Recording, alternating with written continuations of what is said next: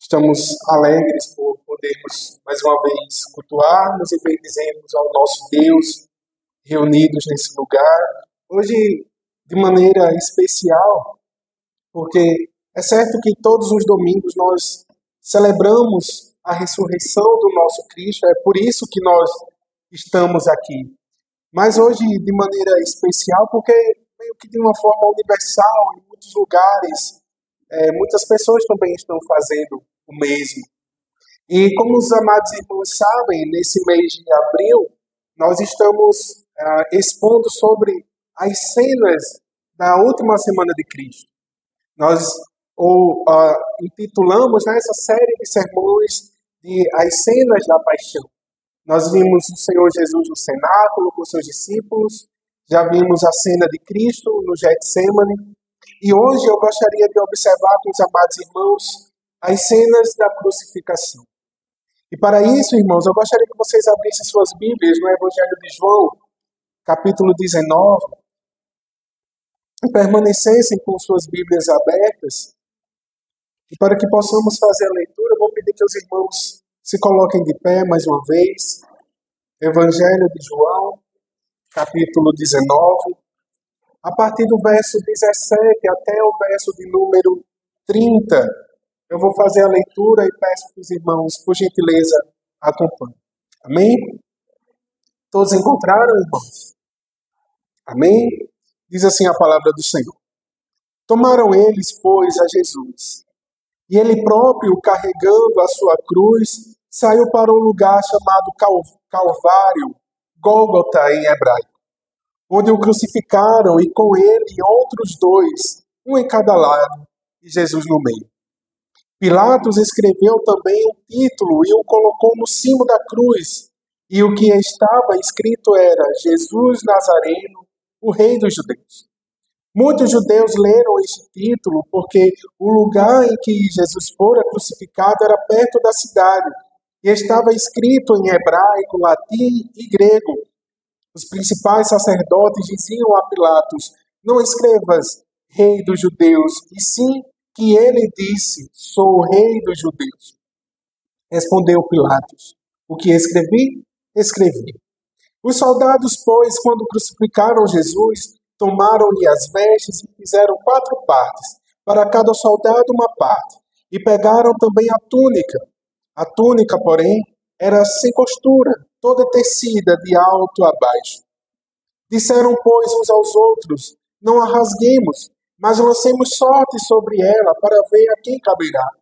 Para se cumprir a Escritura, repartiram entre si as minhas vestes, e sobre a minha túnica lançaram sortes. Assim, pois, o fizeram os soldados. E junto à cruz estava a mãe de Jesus, e a irmã dela, e Maria, mulher de Clopas, e Maria Madalena. Vendo Jesus, sua mãe, e junto a ela o discípulo amado, disse: mulher, eis aí o teu filho. Depois disse ao discípulo: eis aí tua mãe. Dessa hora em diante, o discípulo a tomou para casa. Depois, vendo Jesus que tudo estava consumado, para se cumprir as Escrituras, disse: tenho sede. Estava ali um vaso cheio de vinagre. Embeberam de vinagre em uma esponja e, fixando-a num caniço de sopo, lhe achegaram à boca.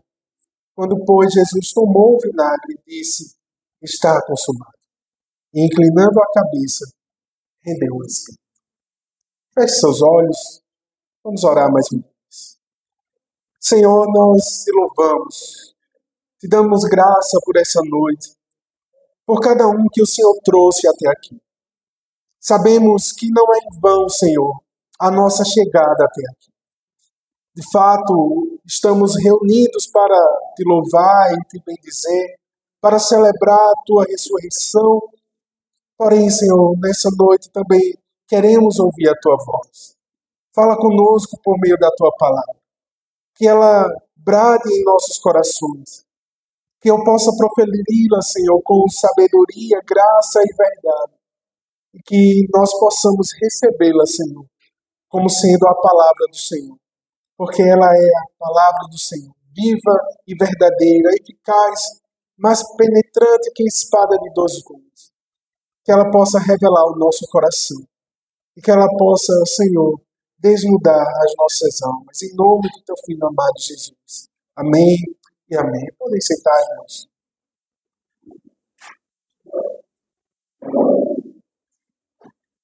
As cenas da crucificação.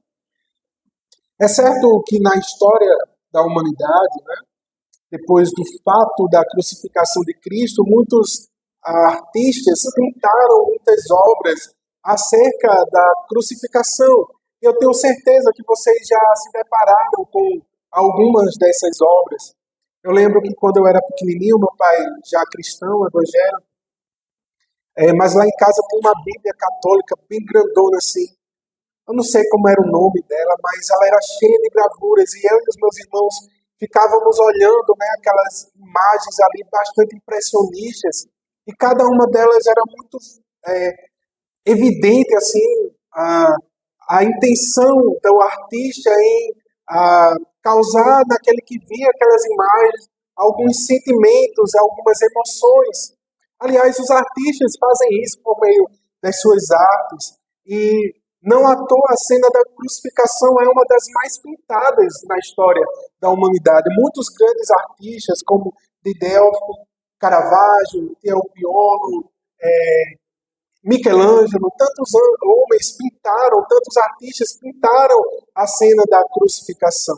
Dentre eles, um artista holandês chamado Rembrandt, lá do século XVII. Ele faz uma pintura em tela e essa pintura é bastante interessante porque ela retrata o texto que nós acabamos de ler.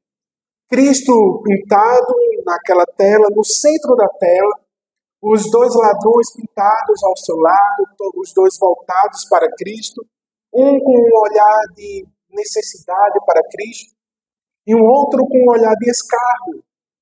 Seus discípulos mais distantes, no canto da tela, mostrando exatamente o medo e a apreensão dos discípulos de Cristo.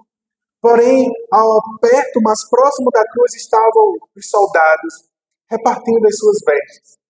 E a mãe do nosso Salvador, Maria, lançada aos braços de João, o apóstolo amado, como quem está perdendo as forças ao contemplar na cruz o seu filho amado. É uma cena chocante e o artista ele tem essa intenção de mostrar ao mesmo tempo a humilhação de Cristo, a sanguinolência daquela cena, mas também a compaixão do Senhor ao olhar as multidões, a dor daquela mãe em ver o seu filho crucificado. As pinturas mexem com o nosso imaginário, elas mexem com as emoções e por mais que o artista seja habilidoso em pintar aquela tela, ou em tentar reproduzir aquela imagem, por mais que criativa seja a sua mente, nós não conseguiremos jamais produzir em nossa mente ou em nosso olhar o que de fato foi a humilhação do nosso Senhor Jesus Cristo. Vocês sabem muito bem, Ele é o Verbo eterno de Deus, que se fez carne, tomou a forma humana, que habitou entre nós, e que não usurpando ou não tentando usurpar o lugar de Deus, ele se despiu de sua glória, se fez servo, se fez homem, tornou-se igual a nós, para morrer a morte que era nossa. O nosso Senhor Jesus, naquela última semana, passou por situações adversas que nós jamais passaremos. Podemos até passar em alguma medida, mas certamente não na mesma intensidade que Cristo. Em primeiro lugar, ele se sentiu abandonado naquele jardim, no jardim do Getsemane. Como nós vimos no domingo passado, tantas vezes que o Senhor chamou os seus discípulos, orai, vigiai, orem juntamente comigo. E todas as vezes que ele voltava para os seus discípulos, eles estavam lá, dormindo. A noite da solidão e da agonia de Cristo. Muitas vezes nós passamos por noites assim. A noite da angústia, a noite da solidão. Mas apenas as pessoas. Sabemos que o Senhor está conosco. O nosso Cristo, ele de fato foi abandonado pelos homens, mas como veremos também essa noite, ele foi abandonado pelo próprio Deus, coisa que jamais seremos.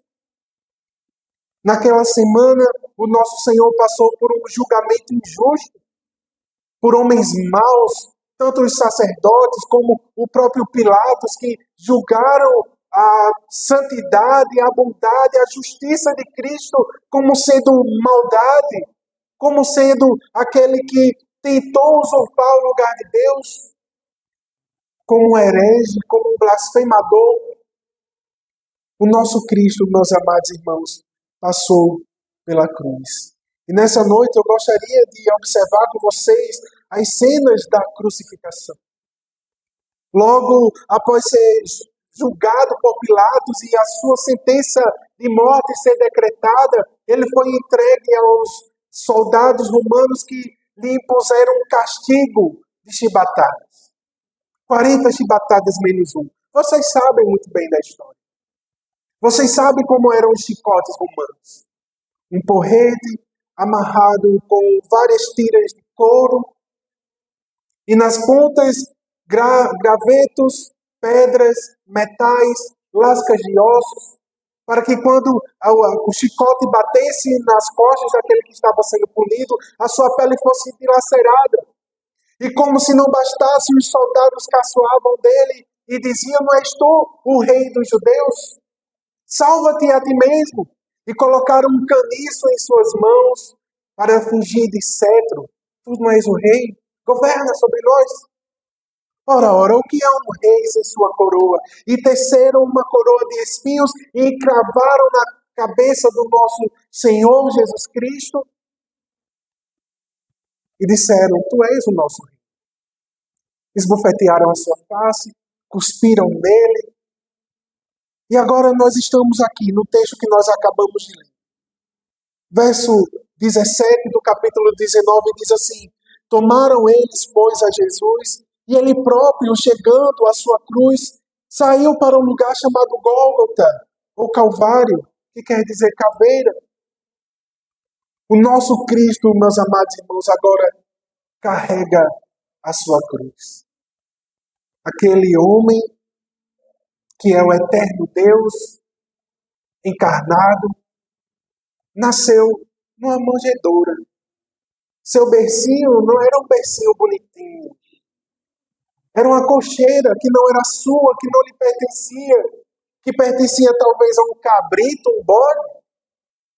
Mas lá estava aquele que é o rei do universo, que viveu uma vida comum nos seus dias, e que ao ser seguido, ele disse: as raposas têm covis, as aves têm seus ninhos, mas o Filho do Homem não tem onde reclinar a sua cabeça. Esse mesmo Cristo foi aquele que, ao entrar em Jerusalém e as pessoas cantarem Hosana, Hosana nas alturas, bendito é o Rei que vem em nome do Senhor, ele não entrou em carruagens ou nas éguas de Faraó, mas ele entrou sentado no jumentinho, pequenininho, que também não era assim. Agora o Cristo vai, o homem-Deus, caminhando em direção ao Calvário, sendo expulso daquela cidade, sobre vaias, cusparadas, chicotadas, carregando agora uma cruz, a cruz que não era sua, a cruz que era nossa, uma cruz que foi feita sobre medidas, mas sobre medidas para Barrabás, não para Cristo, a medida do nosso pecado.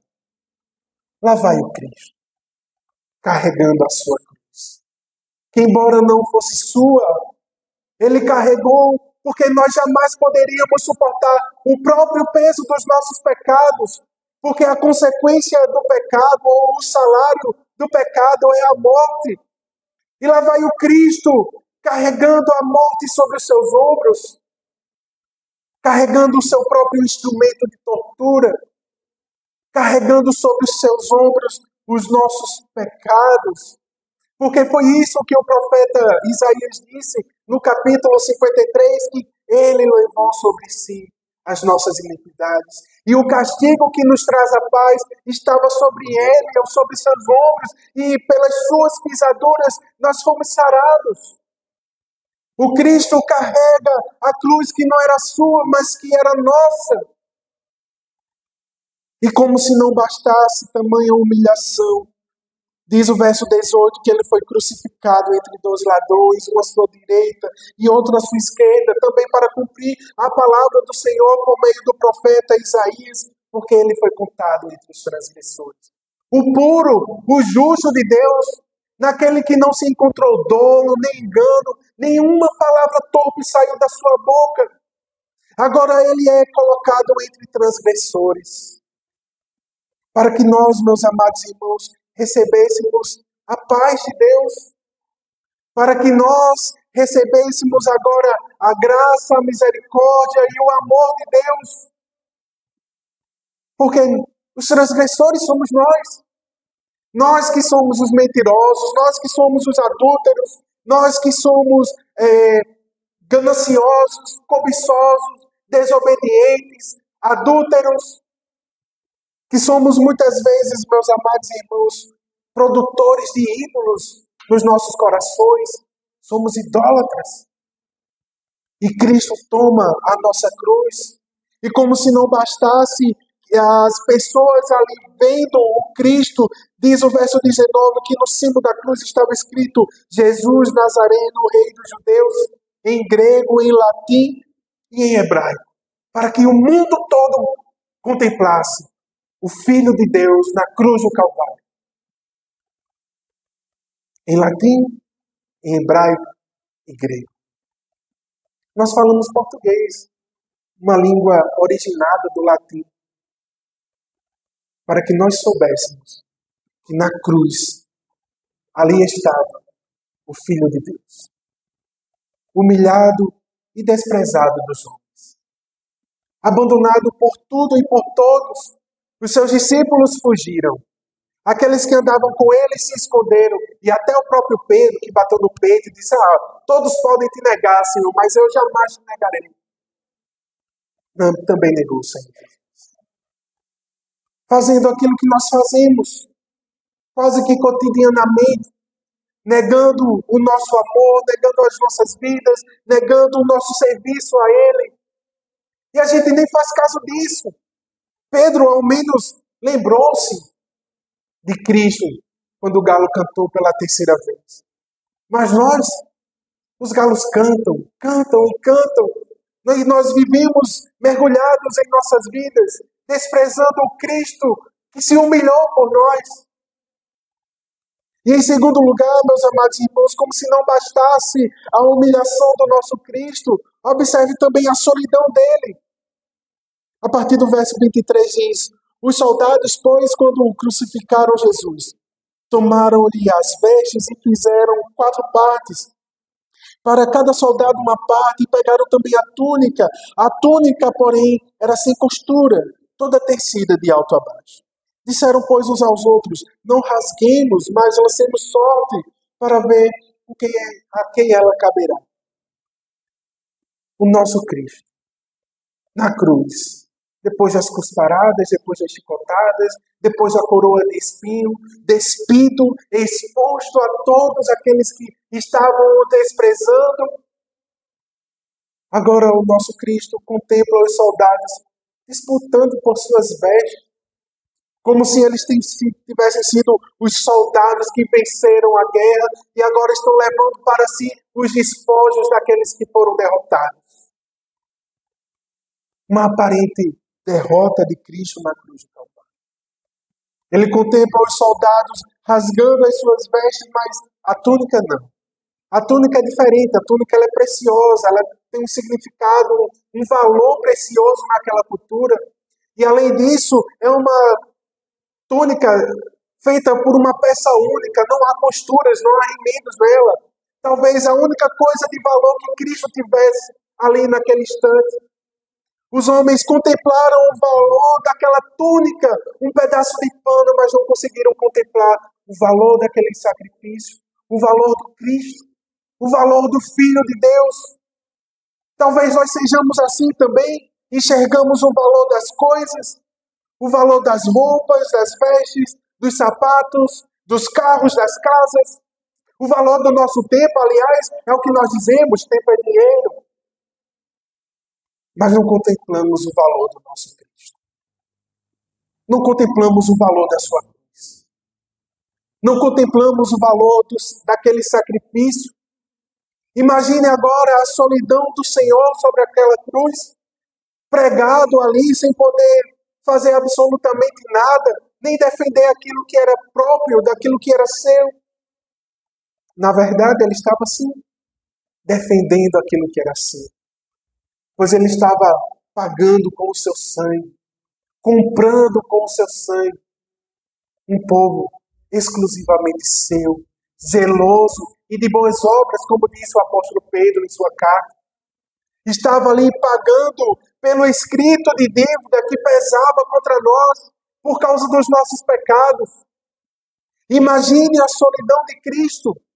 No Evangelho de Marcos é dito que, nesse instante, ele olha aos céus e grita: Deus, meu Deus, por que me desamparastes?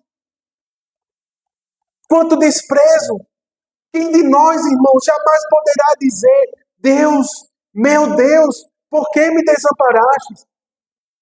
Por pior que seja a nossa agonia, por pior que seja a nossa solidão, por pior que seja a nossa dor, a enfermidade, o luto, mas jamais poderemos dizer: Deus me abandonou. Porque Ele jamais nos abandonou. Nenhum dos mártires. Quando nós lemos lá em Atos sobre a morte de Estevão, Estevão contempla os céus abertos. Ele vê a glória de Deus, ele vê a glória de Cristo. E quantos homens de Deus não contemplaram a face do Senhor ao longo da história, no momento da sua morte? Ou vocês não lembram daqueles homens na fornalha de fogo que contemplaram o Cristo?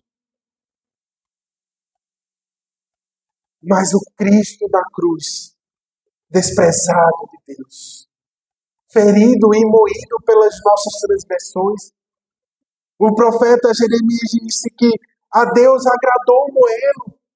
E lá estava o Cristo rejeitado pelos seus, rejeitado pelos judeus, rejeitados pelos romanos, rejeitado agora pelo Pai. Porque até o Pai virou o rosto para não contemplar o meu e o pecado de cada um de vocês, cravados em Cristo. E embora estivesse ali desprezado, ele contempla aquela que é a sua mãe. Diz o verso 25, e junto à cruz estava a mãe de Jesus e a irmã dela, e Maria, mulher de Clopas, e Maria Madalena. E vendo Jesus, a sua mãe, e junto a ela o discípulo amado, disse: mulher, eis aí teu filho. Depois disse ao discípulo: eis aí tua mãe. Dessa hora em diante, o discípulo a tomou para casa. Lá em Lucas, nós entendemos que Cristo teve irmãos. Maria tivera outros filhos. A pergunta é: onde eles estavam agora? Onde é que estavam os irmãos do Senhor? Onde é que estavam os filhos de Maria? Talvez se não crescem que Jesus de fato era o Cristo enviado de Deus, como nos revelam os evangelhos, mas que pelo menos se compadecesse da dor da sua mãe. Afinal de contas, era também o seu primogênito que ali estava. Aquele que em outro tempo ela tomou nos braços, que ela amamentou, que ela trocou os seus paninhos, suas fraldinhas, que viu crescer, que deu um alimento na boca, que tomou pela mão. Agora estava ali na cruz do Calvário para cumprir o que foi profetizado por Simeão. Lá em Lucas, capítulo 2, verso 34, quando o nosso Senhor é apresentado no templo, Simeão os abençoou e disse a Maria, mãe do menino: eis que este menino está destinado tanto para a ruína, quanto para o levantamento de muitos em Israel, e para ser alvo de contradição. Também uma espada transpassará a tua própria alma. para que se manifestem os pensamentos de muitos corações. De fato, a dor de Maria era como uma espada, um punhal em seu coração. O seu filho estava ali. Mas o Cristo, pendurado no madeiro, desprezado de todos, olha para aquela mulher e diz: mulher, eis aí o teu filho. João, eis aí a tua mãe. Aqui, meus amados irmãos, o Senhor está nos dando o princípio da família da fé. Como eu disse, os demais irmãos de Cristo onde estavam?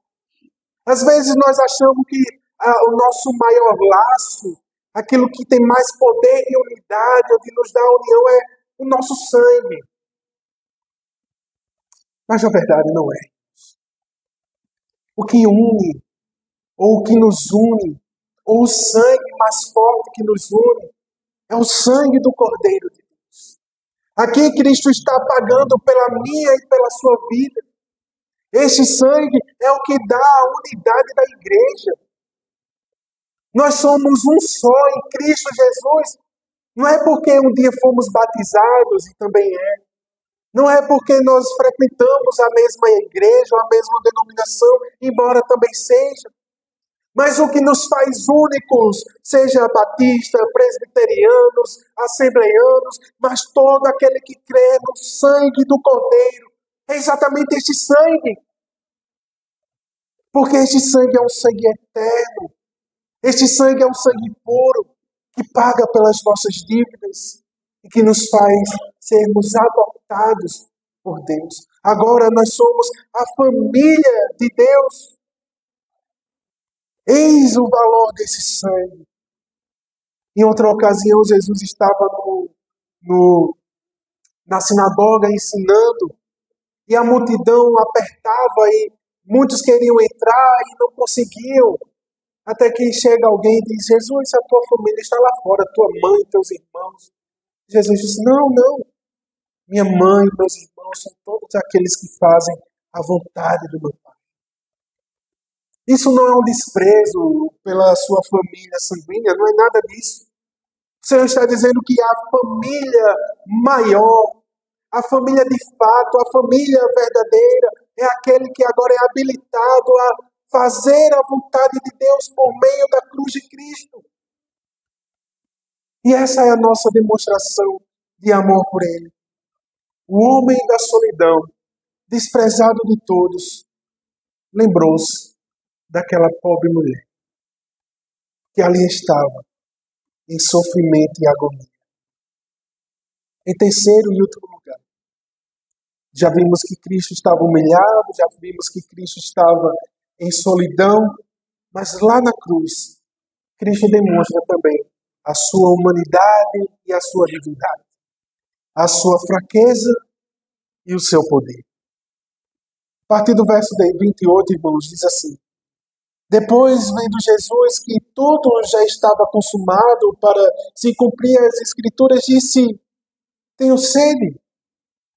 E estava ali um vaso cheio de vinagre. Embeberam de vinagre uma esponja e, fixando-a num caniço de sopo, lhe achegaram a boca. Quando, pois, Jesus tomou o vinagre, disse: está consumado. E, inclinando a cabeça, rendeu o seu espírito.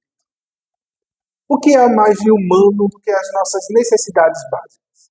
Sede, fome, medo, frio, calor. Isso demonstra, de fato, a nossa humanidade. Eu imagino que vocês também, né? Então, um pouquinho de calor, um pouquinho de sede. Porque somos assim humanos. Sentimos essas coisas. E aquele que é o Verbo eterno de Deus encarnou e, de fato, ele é plenamente humano. O nosso Cristo possui uma dupla natureza que nós chamamos de hipostática. Significa dizer que ele é plenamente humano, assim como eu e vocês são humanos. Mas diferente de nós, ele é plenamente Deus. Como é que isso acontece, Eurico? Eu não sei explicar. Eu sei que a Bíblia diz e nós devemos crer. E a sua humanidade se revela exatamente nessas necessidades tão básicas. Assim como Jesus teve sede, como em outras ocasiões ele teve fome, Como em outras ocasiões ele estava tão cansado que dormia profundamente. Mas lá estava um homem na cruz, sentindo sede. E não lhe deram água para beber. E deram vinagre. Deram fel para despertar os seus sentidos, para ampliar os seus sofrimentos, para infligir mais dor, para infligir mais sofrimento àquele homem. Lá no livro de Marcos e de Mateus, nós vamos ver que os homens caçoavam dele, não dá água não, a ele não. Vamos ver se Elias vem dar água para ele beber. Vamos ver se os anjos virão. Desce agora da cruz. Ó Cristo. Salvastes a muito, não salvas nem a ti. Desça agora da cruz, beba água. Quanta fraqueza naquele homem. Quanta fraqueza demonstrada ali. Mas tudo isso, como diz o comentário de João, para se cumprir as Escrituras.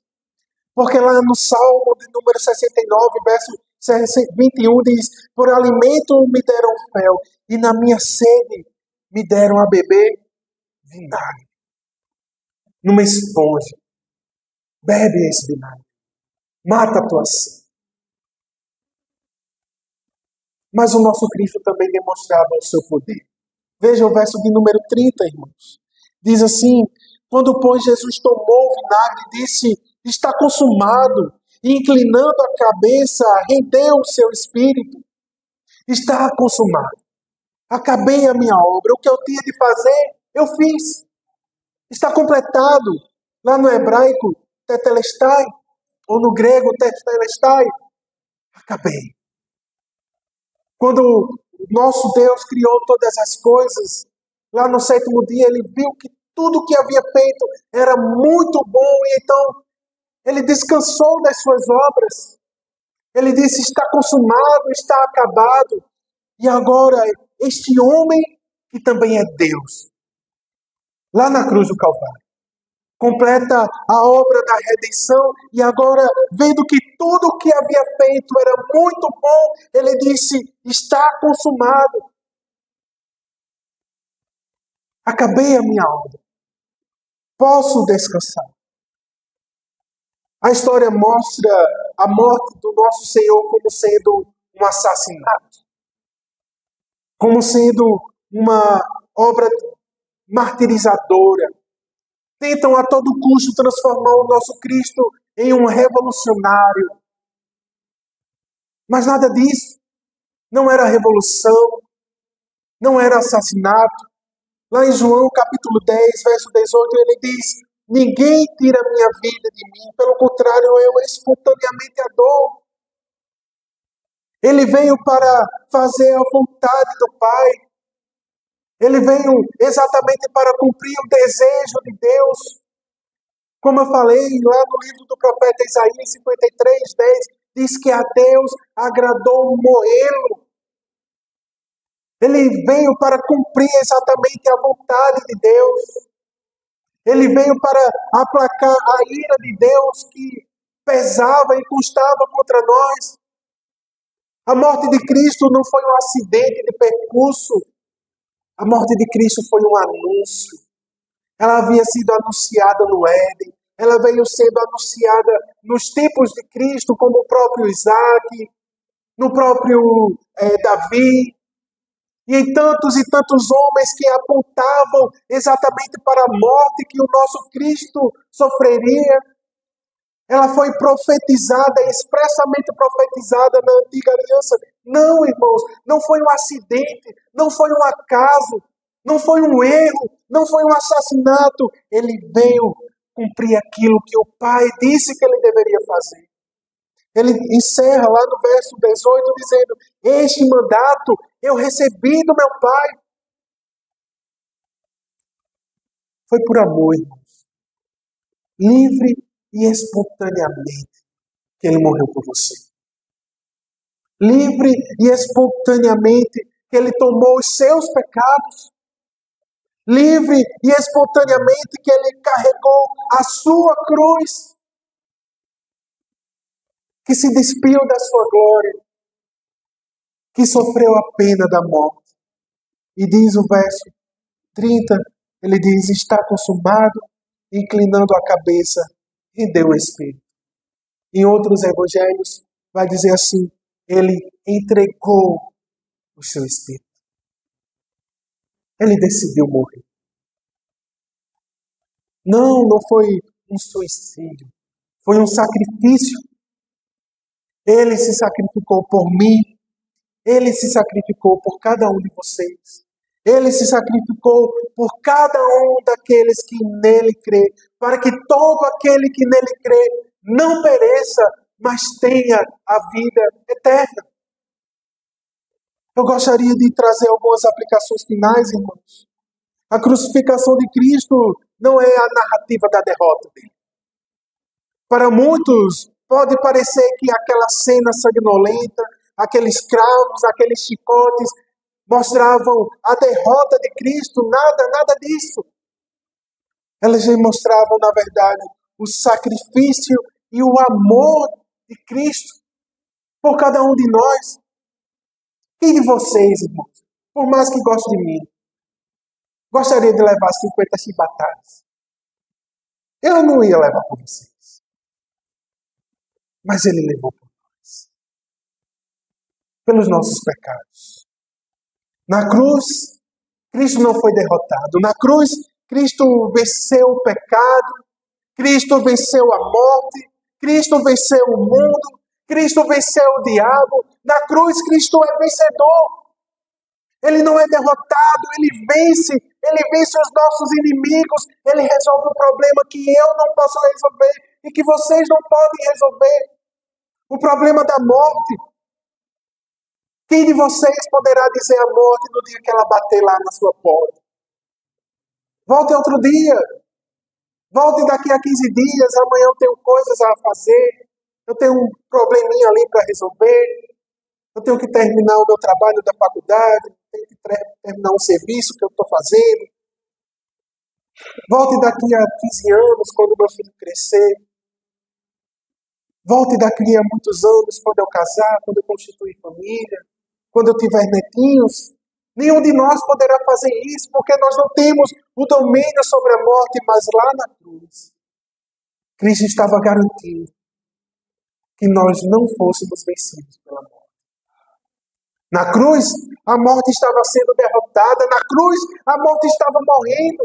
Na cruz, a morte estava sendo acorrentada. Paulo, escrevendo aos Colossenses, capítulo 2, verso 14 em diante, diz que lá na cruz ele cancelou o escrito das dívidas que pesavam contra nós. Sim, a dívida que nós temos com Deus por causa dos nossos pecados.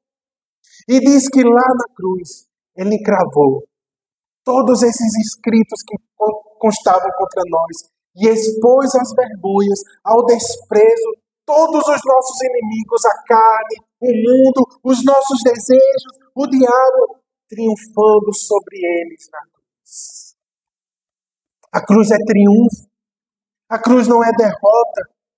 E Paulo, lá em 1 Coríntios, capítulo 15, dando risada da morte, ele diz: onde está a morte, a tua vitória? Onde está a morte, o teu aguilhão? O aguilhão da morte é o pecado e a força do pecado é a lei. Graças a Deus, que nos dá a vitória por Cristo Jesus, o nosso Senhor. Cristo venceu a morte e agora nós vencemos a morte. Paulo diz que se Ele ressuscitou, nós também ressuscitaremos com Ele. Significa dizer, meus amados irmãos, que ainda que experimentemos a morte nessa vida, e muitos de nós passaremos por ela. Mas naquele último dia, no retorno do Cristo, porque Ele vive, nós podemos viver.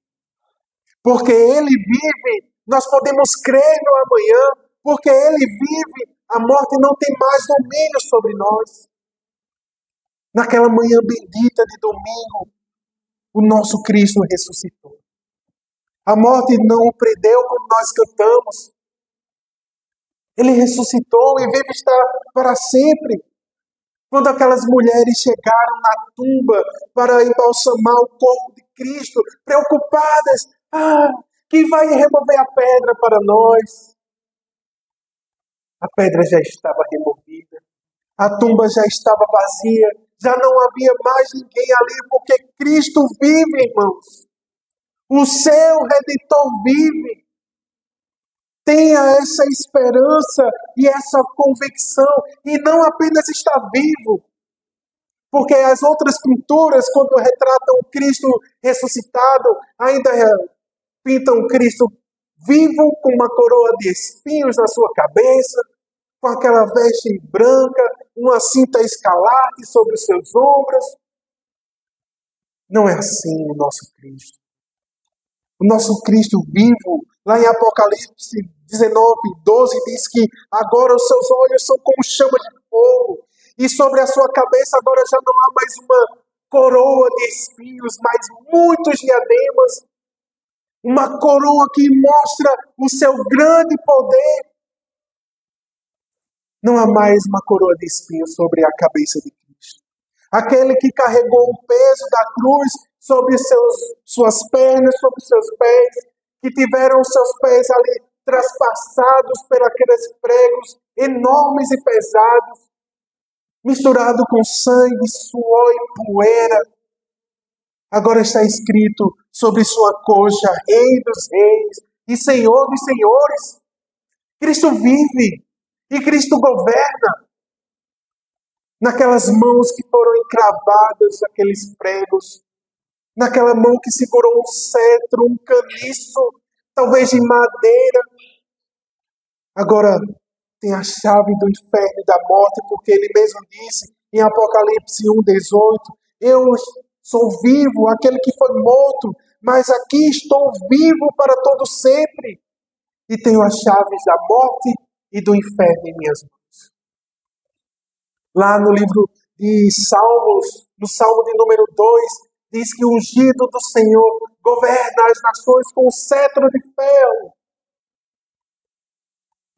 Essa é a imagem do nosso Cristo. Ele ressuscitou. Não é mais um Cristo crucificado, mas é um Cristo vivo. Não é um Cristo que demonstra a sua fraqueza, mas um Cristo que demonstra o seu poder e a sua glória. É a Ele que você louva. É a Ele que você canta quando abre a sua voz e diz, Ele vive para sempre. É a Ele que você exalta quando diz, exaltado és. É a Ele que você agradece quando diz, graças eu te dou pelo preço que pagou. Para que nós tivéssemos vida. Para que nós pudéssemos ter vida eterna. Não esqueça, a mensagem da ressurreição não é que Cristo ressuscitou apenas. É que nós ressuscitaremos com Cristo. A mensagem da ressurreição é de que não apenas Cristo vive para todo sempre, mas nós, nele, poderemos viver para todo sempre, em poder e glória, juntos, no novo céu e na nova terra. Essa é a alegria. E é por isso que nós celebramos a Páscoa. É por isso que nós, nessa noite, celebramos a ressurreição do nosso Senhor.